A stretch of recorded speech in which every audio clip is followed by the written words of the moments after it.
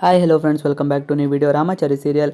Ramachari kidnap plan Mrityunjayam ನಂತರ ಬಡಿಸುತ್ತಿರುವ ಚಾರು mixer round ಕೆಲಸ ಕಡಿಸಿದ ರಾಮಾಚಾರಿ ಟೂ ವೀಲರ್ನಲ್ಲಿ ಹೋಗುತ್ತಿದ್ದಾನೆ. ಇತ್ತ ಚಾರು ದೇವರ ಮನೆಯಲ್ಲಿ ಫೋಟೋ ಮುಂದೆ ನಿಂತು ಎಂಬ ಮೃತ್ಯುಂಜಯ ಮಂತ್ರವನ್ನು ತನ್ನ ಗಂಡ ರಾಮಾಚಾರಿ ಸಾಯದಿರಲೆಂದು ಭಕ್ತಿಯಿಂದ ಪಡಿಸುತ್ತಿರುತ್ತಾಳೆ. ಅದನ್ನು ನೋಡಿ ರಾಮಾಚಾರಿ ಅತ್ತೆಯ ಮಗಳಿಗೆ ಆತಂಕ ಶುರುವಾಗಿದೆ. ಏಕೆಂದರೆ ರಾಮಾಚಾರಿ ಕಿಡ್ನಾಪ್ ಮಾಡಲು ಆಕೆಯೇ ಸುಪಾರಿ ಕೊಟ್ಟಿದ್ದಾಳೆ.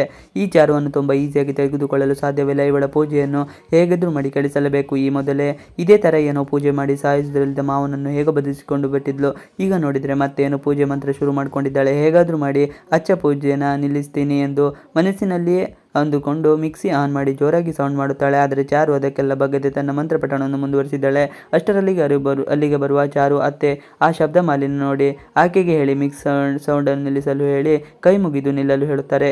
ಅದನ್ನು ಕಂಡು ಚಾರು ವಿಲನ್ ರೂಪದಲ್ಲಿದ್ದೇಗೆ ಆಕೆಗೆ ಕೋಪ ಬರುತ್ತದೆ. ಆದರೆ ಏನು ಹೇಳುವಂತಿಲ್ಲ. ಕಾರಣ ಅತ್ತೆಯ ಮುಂದೆ ನಾಟಕ ಮಾಡಬೇಕಲ್ಲ. ಆದರೆ ತನ್ನ ಪ್ಲಾನ್ ಪ್ರಕಾರ ರಾಮಾಚಾರಿ ಇನ್ನೂ ಕಿಡ್ನಾಪ್ ಆಗಿಲ್ಲ ಎಂಬ ಆತಂಕ ಅವಳನ್ನು ಕಾಡುತ್ತದೆ. ಆದರೆ ಅಲ್ಲಿ ರಾಮಾಚಾರಿಯ ಬೈಕು ಕೆಟ್ಟು ಹೋಗಿದ್ದು ಆತ ಕಿಡ್ನಾಪ್ ಮಾಡಲು ಬಂದವನ ಸಮೀಪದಲ್ಲಿ ಇದ್ದಾನೆ. ಕಿಡ್ನಾಪರ್ಸ್ ಕಾಲ್ ಮಾಡಲು ಪಿಕ್ ಮಾಡಿದ ರಾಮಾಚಾರಿ ಅವರು ಲೊಕೇಶನ್ ಕಳಿಸಲು ಹೇಳುತ್ತಾರೆ.